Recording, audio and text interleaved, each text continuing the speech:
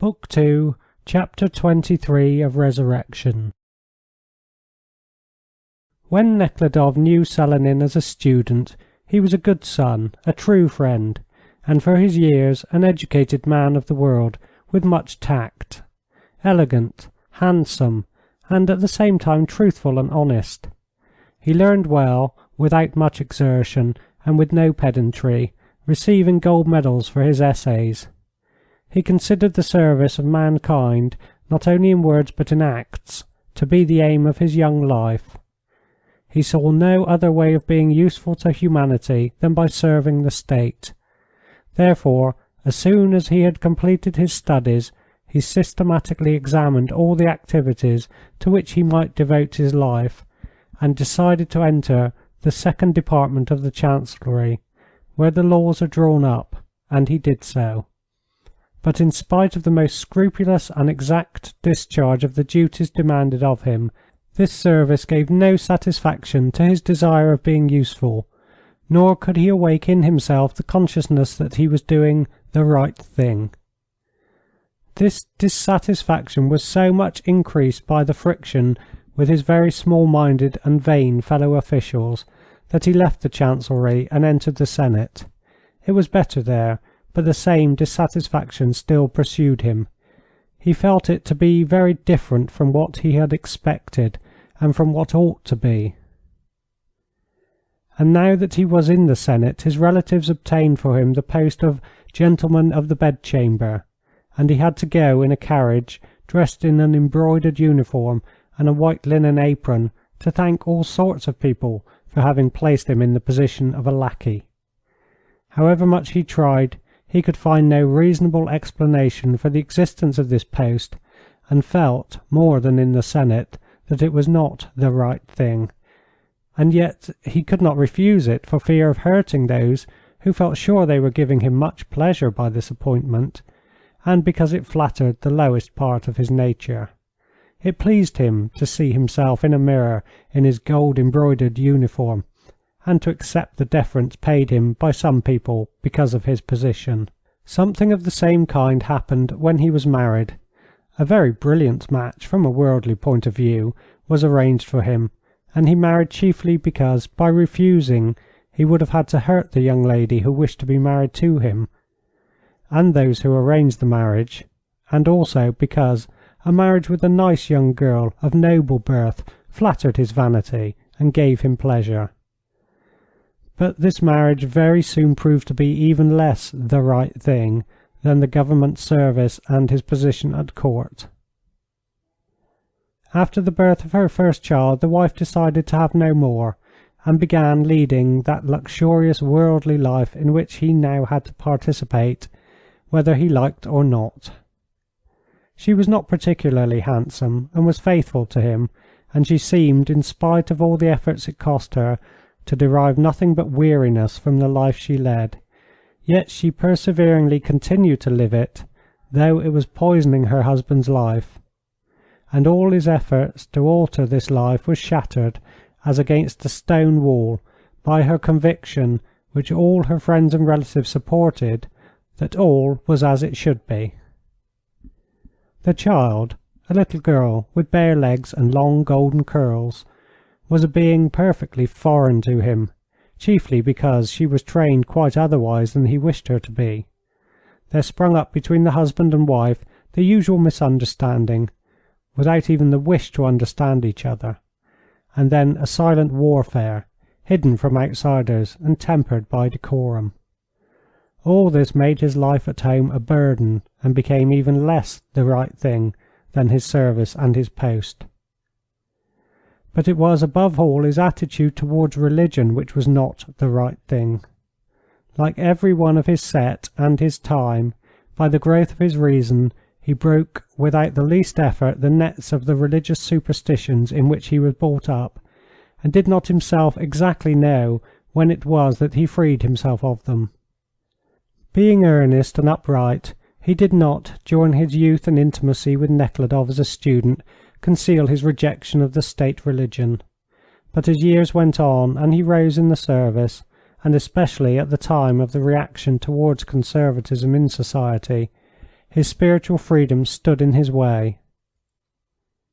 At home, when his father died, he had to be present at the masses said for his soul, and his mother wished him to go to confession or to communion, and it was in a way expected by public opinion, but above all government service demanded that he should be present at all sorts of services, consecrations, thanksgivings, and the like. Hardly a day passed without some outward religious form having to be observed. When present at these services he had to pretend that he believed in something which he did not believe in, and being truthful he could not do this. The alternative was, having made up his mind that all these outward signs were deceitful, to alter his life in such a way that he would not have to be present at such ceremonials. But to do what seemed so simple would have cost a great deal. Besides encountering the perpetual hostility of all those who were near to him, he would have to give up the service and his position, and sacrifice his hopes of being useful to humanity by his service now and in the future. To make such a sacrifice, one would have to be firmly convinced of being right. And he was firmly convinced he was right, as no educated man of our time can help being convinced who knows little history and how the religions, and especially Church Christianity, originated. But under the stress of his daily life, he, a truthful man, allowed a little falsehood to creep in. He said that in order to do justice to an unreasonable thing, one had to study the unreasonable thing. It was a little falsehood, but it sunk him into the big falsehood in which he was now caught. Before putting to himself the question whether the orthodoxy in which he was born and bred, and which everyone expected him to accept, and without which he could not continue his useful occupation, contained the truth, he had already decided the answer. And to clear up the question, he did not read Voltaire, Schopenhauer, Herbert Spencer, or Comte, but the philosophical works of Hegel, and the religious works of Vinet and Khomyakov, and naturally found in them what he wanted, i.e., something like peace of mind and a vindication of that religious teaching in which he was educated, which his reason had long ceased to accept, but without which his whole life was filled with unpleasantness, which could all be removed by accepting the teaching. And so he adopted all the usual sophistries which go to prove that a single human reason cannot know the truth, that the truth is only revealed to association of men, and can only be known by revelation, that revelation is kept by the Church, etc. And so he managed to be present at prayers, masses for the dead, to confess, make signs of the cross in front of icons, with a quiet mind, without being conscious of the lie, and to continue in the service which gave him the feeling of being useful, and some comfort in his joyless family life. Although he believed this, he felt with his entire being that this religion of his, more than all else, was not the right thing, and that is why his eyes always looked sad. And seeing Nekhludoff, whom he had known before all these lies had rooted themselves within him, reminded him of what he then was. It was especially after he had hurried to hint at his religious views that he had most strongly felt all this not the right thing, and had become painfully sad. Nekhludoff felt it also after the first joy of meeting his old friend had passed, and therefore, though they promised each other to meet, they did not take any steps towards an interview, and did not again see each other during the stay of Nekhludoff's in Petersburg. End of Book 2, Chapter 23.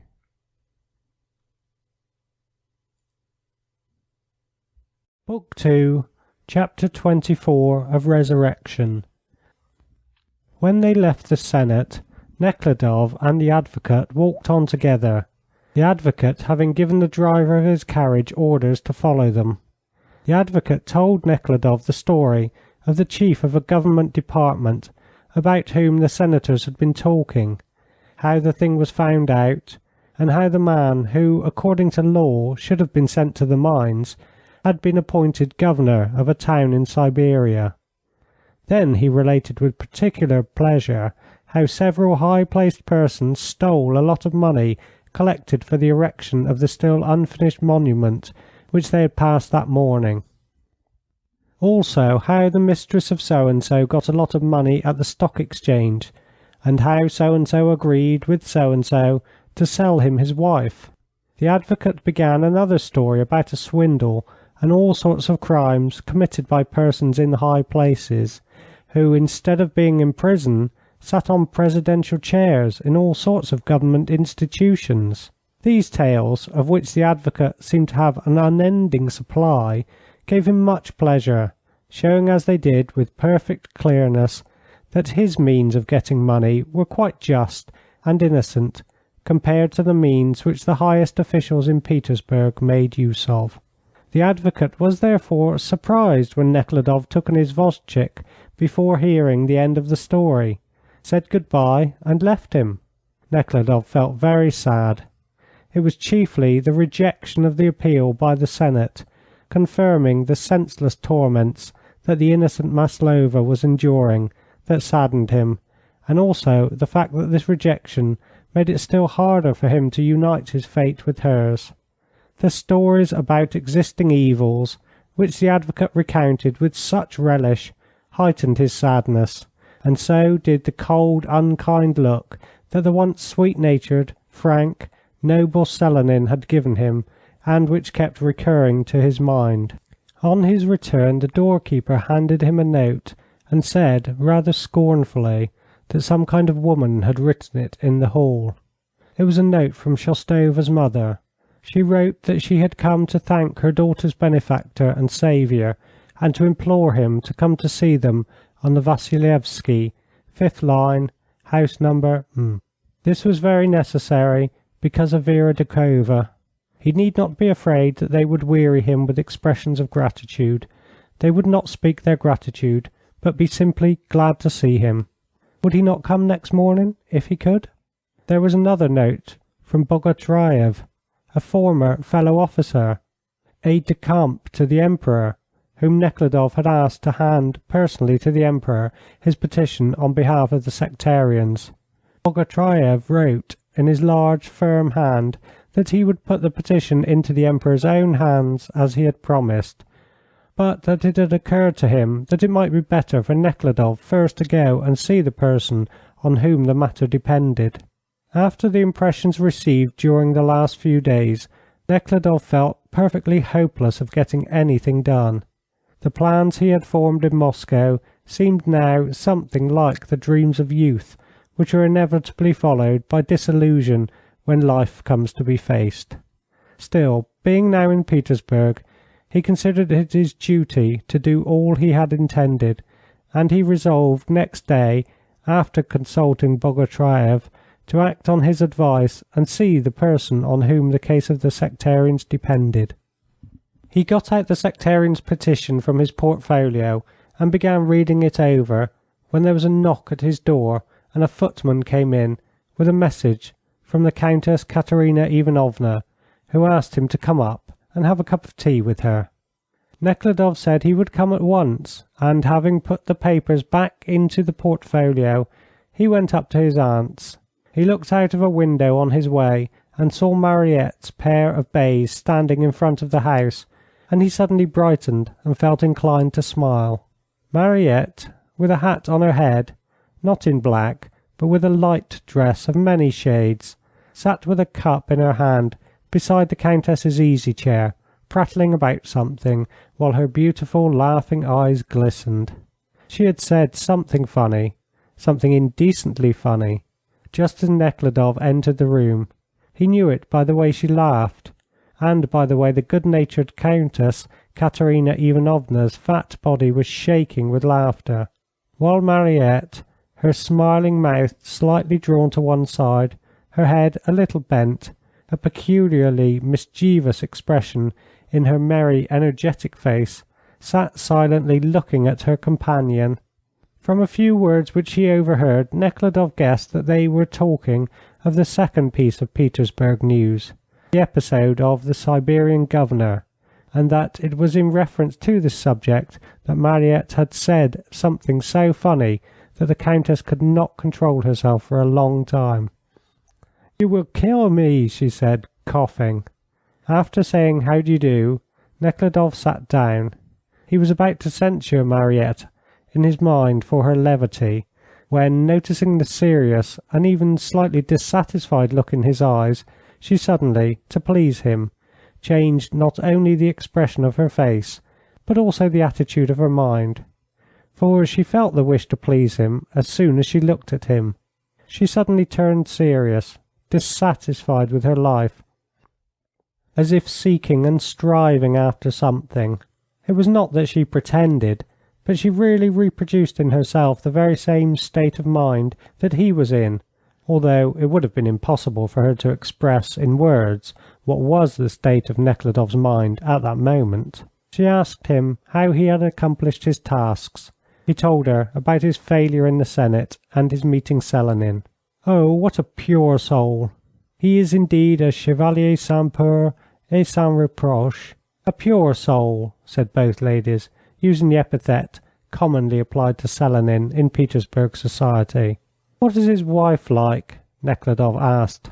"His wife? Well, I do not wish to judge, but she does not understand him." "Is it possible that he, too, was for rejecting the appeal?" Mariette asked, with real sympathy. "It is dreadful. How sorry I am for her," she added, with a sigh. He frowned, and in order to change the subject, began to speak about Shostova, who had been imprisoned in the fortress and was now set free through the influence of Mariette's husband. He thanked her for her trouble, and was going on to say how dreadful he thought it that this woman and the whole of her family had suffered merely because no one had reminded the authorities about them. But Mariette interrupted him and expressed her own indignation. "Say nothing about it to me," she said. "When my husband told me she could be set free, it was this that struck me. What was she kept in prison for if she is innocent?" She went on expressing what Nekhludoff was about to say. "It is revolting, revolting."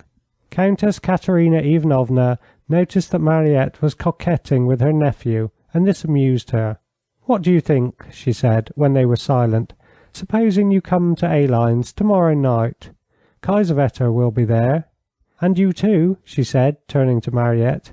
"Il vous a remarque," she went on to her nephew. "He told me that what you say, I repeated it all to him, is a very good sign, and that you will certainly come to Christ. You must come absolutely. Tell him to, Mariette, and come yourself." "Countess, in the first place, I have no right whatever to give any kind of advice to the Prince," said Mariette, and gave Nekhludoff a look that somehow established a full comprehension between them of their attitude in relation to the Countess's words and evangelicism in general. "Secondly, I do not much care, you know." "Yes, I know you always do things the wrong way round, and according to your own ideas." "My own ideas? I have faith, like the most simple peasant woman," said Mariette with a smile. "And thirdly, I am going to the French theatre tomorrow night." "Ah, and have you seen that what's her name?" asked Countess Katerina Ivanovna. Mariette gave the name of a celebrated French actress. "You must go, most decidedly. She is wonderful." "Whom am I to see first, ma tante? The actress or the preacher?" Nekhludoff said with a smile. "Please don't catch at my words." "I should think the preacher first, and then the actress, or else the desire for the sermon might vanish altogether," said Nekhludoff. "No, better begin with the French theatre, and do penance afterwards. Now then, you are not to hold me up for ridicule. The preacher is the preacher, and the theatre is the theatre. One need not weep in order to be saved. One must have faith, and then one is sure to be gay." "You, ma tante, preach better than any preacher." "Do you know what?" said Mariette. "Come into my box tomorrow." "I am afraid I shall not be able to." The footman interrupted the conversation by announcing a visitor. It was the secretary of a philanthropic society of which the Countess was president. "Oh, that is the dullest of men. I think I shall receive him out there, and return to you later on. Mariette, give him his tea. said the Countess, and left the room with her quick, wriggling walk. Mariette took the glove off her firm, rather flat hand, the fourth finger of which was covered with rings. "Want any?" she said, taking hold of the silver teapot, under which a spirit lamp was burning, and extending her little finger curiously. Her face looked sad and serious. "It is always terribly painful to me to notice that people whose opinion I value confound me with the position I am placed in." She seemed ready to cry as she said these last words, and though these words had no meaning, or at any rate a very indefinite meaning, they seemed to be of exceptional depth, meaning, or goodness to Nekhludoff, so much was he attracted by the look of the bright eyes which accompanied the words of this young, beautiful, and well-dressed woman. Nekhludoff looked at her in silence and could not take his eyes from her face. "You think I do not understand, you and all that goes on in you? Why, everybody knows what you are doing. C'est le secret de Polichinelle. And I am delighted with your work and think highly of you. Really, there is nothing to be delighted with, and I have done so little as yet. No matter, I understand your feelings, and I understand her. All right, I will say nothing more about it," she said, noticing displeasure on his face. "But I also understand that after seeing all the suffering and the horror in the prisons," Mariette went on, her only desire that of attracting him, and guessing with her woman's instinct what was dear and important to him, "you wish to help the sufferers, those who are made to suffer so terribly by other men, and their cruelty and indifference. I understand the willingness to give one's life, and could give mine in such a cause, but we each have our own fate. Are you then dissatisfied with your fate?" "I?" she asked, as if struck with surprise that such a question could be put to her. "I have to be satisfied, and am satisfied. But there is a worm that wakes up, and he must not be allowed to fall asleep again. It is a voice that must be obeyed," Nekhludoff said, falling into the trap. Many a time later on, Nekhludoff remembered with shame his talk with her. He remembered her words, which were not so much lies as imitations of his own, and her face, which seemed looking at him with sympathetic attention when he told her about the terrors of the prison and of his impressions in the country. When the Countess returned they were talking not merely like old, but like exclusive friends who alone understood one another. They were talking about the injustice of power, of the sufferings of the unfortunate, the poverty of the people. Yet in reality, in the midst of the sound of their talk, their eyes, gazing at each other, kept asking, "Can you love me?" and answering, "I can," and the sex feeling, taking the most unexpected and brightest forms, drew them to each other. As she was going away, she told him she would always be willing to serve him in any way she could, and asked him to come and see her, if only for a moment, in the theatre next day, as she had a very important thing to tell him about. "Yes, and when shall I see you again?" she added with a sigh, carefully drawing the glove over her jewelled hand. "Say you will come." Nekhludoff promised. That night, when Nekhludoff was alone in his room and lay down after putting out his candle, he could not sleep. He thought of Maslova, of the decision of the Senate, of his resolve to follow her in any case, of his having given up the land. The face of Mariette appeared to him as if in answer to those thoughts. Her look, her sigh, her words, "When shall I see you again?" and her smile seemed vivid, as if he really saw her, and he also smiled. "Shall I be doing right in going to Siberia, and have I done right in divesting myself of my wealth?" And the answers to the questions on this Petersburg night, on which the daylight streamed into the window from under the blind, were quite indefinite. All seemed mixed in his head. He recalled his former state of mind and the former sequence of his thoughts, but they had no longer their former power or validity. And supposing I have invented all this, and am unable to live it through? Supposing I repent of having acted right, he thought. And unable to answer, he was seized with such anguish and despair as he had long not felt. Unable to free himself from this perplexity, he fell into a heavy sleep, such as he had slept after a heavy loss at cards.